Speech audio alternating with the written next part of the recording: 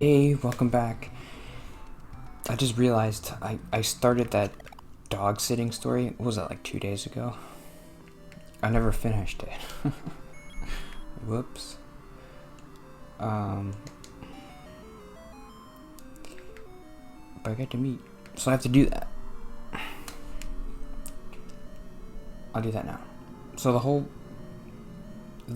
idea of telling that story was like, I'm not good at telling stories and I don't know how to do it. My dad does it really well. Like, what does he do when he does it? Um, oh, I'm stuck. Oh. Okay, so I'm gonna focus and I'm gonna tell a really good story to you guys. When I was about 13 or 14, these people paid me to feed their dog like twice a day or 3 times a day and just go over it, whatever, and see the dog and take the dog out. I think the part that I ended yesterday was like, my dad, he always tells this part, was like, oh, these dogs, they're amazing, they're so big and so beautiful, big beautiful dogs. So like, when you tell a story, I guess you have to like focus on, I don't know why he does that, but he like brings me into it, and he's like, Anthony, weren't these dogs like so great, and what was their name again? I feel like that's like a good storyteller thing, when you try to like bring people in, and you're like, it's not just you talking, you're like, remember that time when we did that thing, and like, what was the name of that thing, and then they're like, oh, it was Fibonacci's. And then you're like, oh, that was the name of the restaurant. And then it's like, it's still a conversation, but it's like, I'm still telling the story. Fibonacci's, that would be a good name for a restaurant.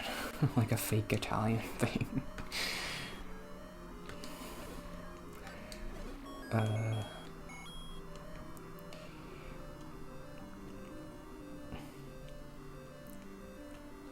I'm just thinking about nothing. I'm not thinking about anything.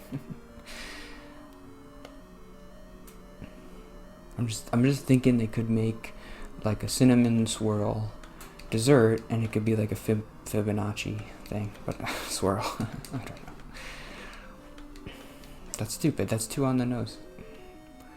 Okay, I have to go up. There's a secret in the eye, he said. Okay, so I'm telling a story. What was I talking about? Fibonacci. See, I told you I can't do this. Okay, there's big, beautiful dogs. And they're huge. And one of them was really young, so they had to be put in the crate when we left, because otherwise they would tear up the whole house. So the first day we left, and everything was fine. We come back the second day, and the dog had escaped from his cage. And we're like, oh no, how did he do that? We definitely locked him up in the cage. So I think the next day we just did the same thing. We're like, okay, you can't do it twice, right? Can't do it 2 times. So I bet you need a bomb for that. So we lock him up, and then the same thing happens. He breaks out. So then my dad was like, okay, let's watch and see what he does. Let's put him in the crate, and then let's leave, and then look through the window and see how he gets out. So that's what we did. And we saw somehow he would, it's a normal crate with like 2 little hook things, but he was able to push the top part of the crate, like where it meets, like this, and he was able to just push it out and squeeze up and over. So if we were smart, what we would have done is just like bought some zip ties and put them, just zipped it up more, because then you wouldn't have been able to get out. But we had the brilliant idea of just, well, he's in the bedroom, So let's just lock the bedroom door so he can't get out into the living room and like destroy the furniture and stuff. So I was like, okay, I mean, if you say so. So we did that. And then the next day was a disaster because he still got out of the cage, and we came back,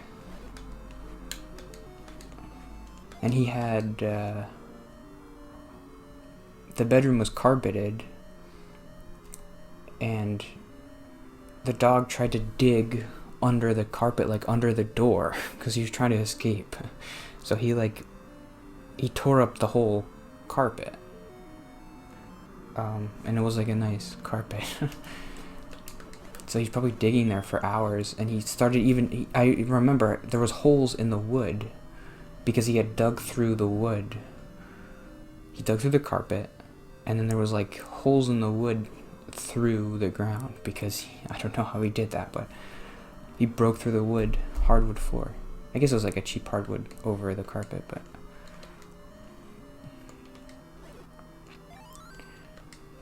oh, I got bombs. That's good. I think I need them. Where am I? I always forget. Am I the blinking dot or am I the white dot? Okay, let's go back. I'm the white dot, obviously. Yeah, let's go back. I was close to the boss. Look at my health. I gotta save. I'm doing so good. Today's going well.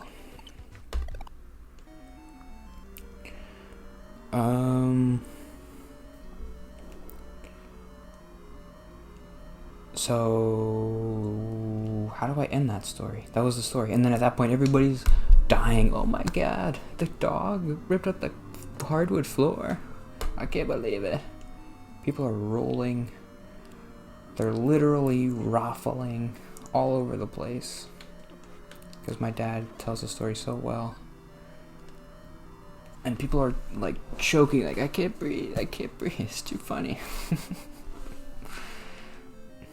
Stop it. Stop telling this amazing story. It's too amazing. And then that's it, I guess. And then the end of the story is just like, well, we called the guy and he's like, oh, it's okay. I think they even paid for the carpet. Like, we didn't have to pay for it because they were just really nice church people. And they're like, yeah, it's fine. We know it's a big dog. He got out of the cage. Even though it was our fault. I mean, if we were smarter, we would have just done the zip tie thing. But we were stupid.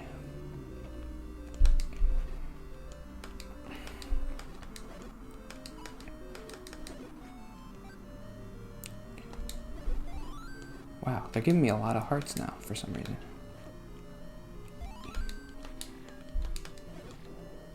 They weren't doing that before.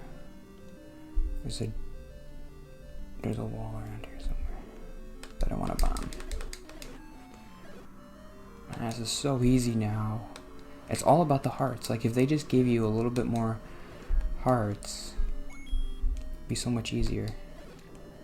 But in the 6th dungeon, they didn't give you anything. Now they're like giving me fairies.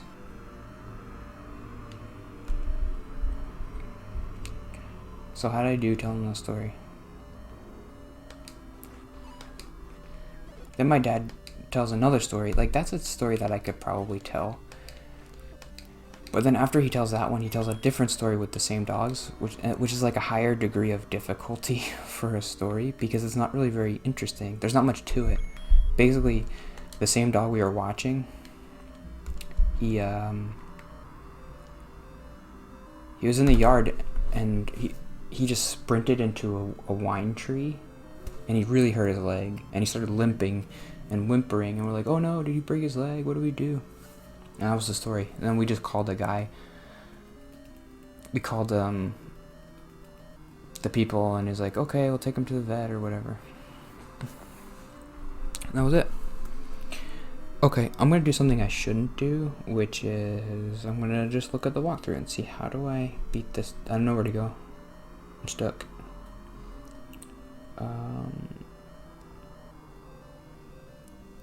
this guy. It takes this guy 6 minutes. Let's see. I know I shouldn't do it, but I'm gonna do it because I want to finish this game today. He goes here, he goes here, he goes here, he goes here, he goes here. Grumble, grumble. He goes there, he goes there, he goes. Oh, I've never been there. Oh, what's that? A candle thing? Where is he? He's to the left of the eye. Okay. He did say there was a secret in the eye, and I didn't listen.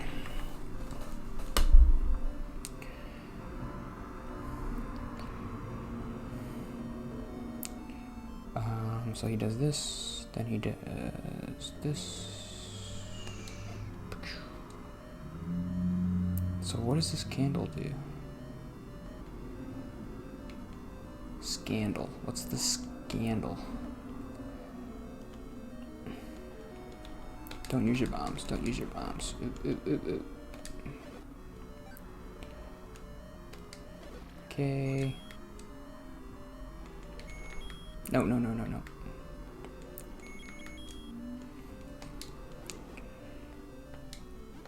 So what do you guys want to talk about? Is anybody even watching? Some people have been watching a little. I got 3 likes on a video recently and I was like, what? Who are those 3 people? Is it my brother? Is my brother watching? I don't think so, but what does this do? Maybe you get infinite fires? Oh. I don't really care. That's cool. Let's use it. Okay, now where do I go? Sorry, I gotta stop doing that.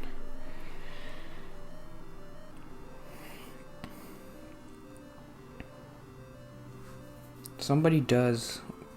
I get 1 like on every video. I'm not sure who it is, but it's okay. Like, I don't want to freak that person out, but it's nice that they do that. It makes me feel happy. At least it's not 0 likes. I think somebody looks, and if it has no views, they're like, they feel bad for me, and they're like, oh, I'll give it a like.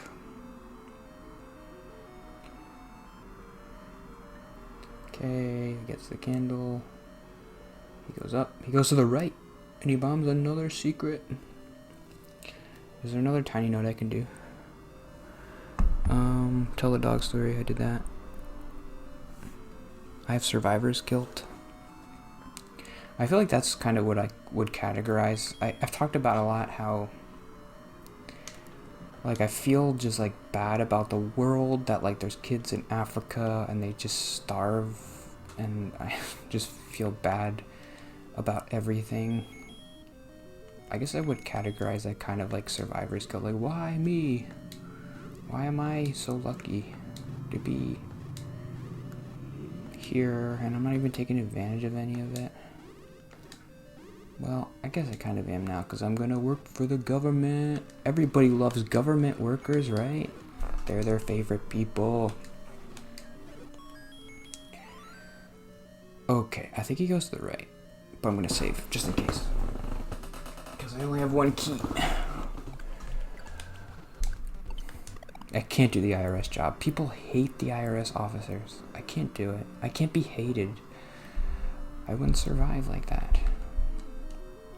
People don't hate, like, accountants who are just, like, doing paperwork on a day-to-day basis. Like, people don't, like, just hate you for existing. People hate IRS officers. I can't do it. I can't be hated.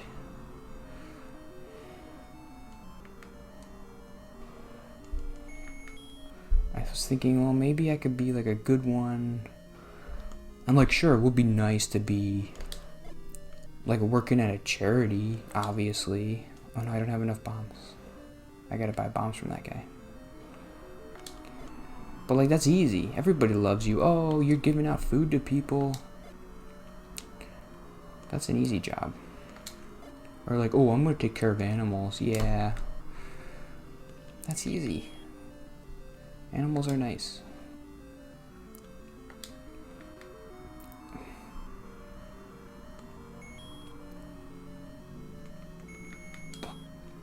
I need bombs. I need bombs, I need bombs, I need bombs. I shouldn't have done this. Ah, let me go, let me go, let me go.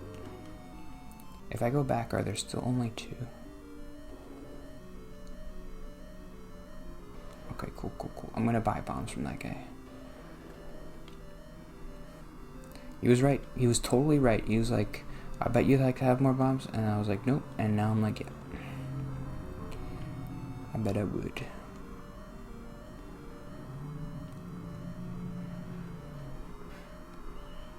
So, I guess I'll see you tomorrow. Yep. And tomorrow I'll definitely beat the 7th dungeon. And maybe even the 8th. Who knows? But I know the 8th dungeon is like, it's huge. But maybe I'll just make a long finale episode. I don't know. We'll see. But I'll see you tomorrow.